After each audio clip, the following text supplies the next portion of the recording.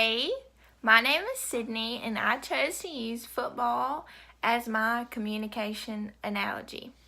First off, we're going to start with our sender. Our sender is going to be our quarterback, which I chose to use Jake Fromm because I love the Georgia Bulldogs. The sender is the person with the message to communicate. So, through the message channel, which is going to be to run the ball for a touchdown, the sender is going to send the message to the receiver. The receiver is the wide receiver on the football team, which is Terry Godwin. And the receiver is the one who is going to take the message from the sender and interpret the message themselves. So if Jake Fromm, the sender, doesn't tell the wide receiver, Terry Godwin, the right thing, then they're not going to get the play right or something's going to go wrong. So you always have to have good communication. The feedback channel would be for the sender to pass or hand off the ball to the wide receiver. And the feedback channel would be that Terry Godwin, the wide receiver, does the end zone dance because he got in the end zone or he gets a touchdown. So for the sender uses encoding, which he would have to use the correct play call.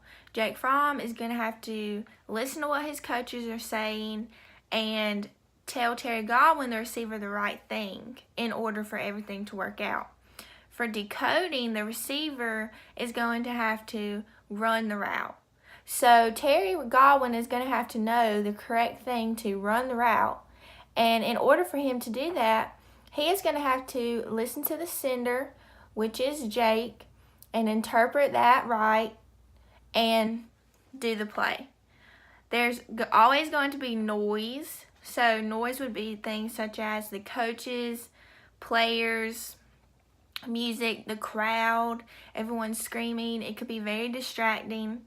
But in order for everything to work out, Jake is going to have to listen to the coaches and interpret the message that he gets correctly to the wide receiver in order to get a touchdown or get a first down.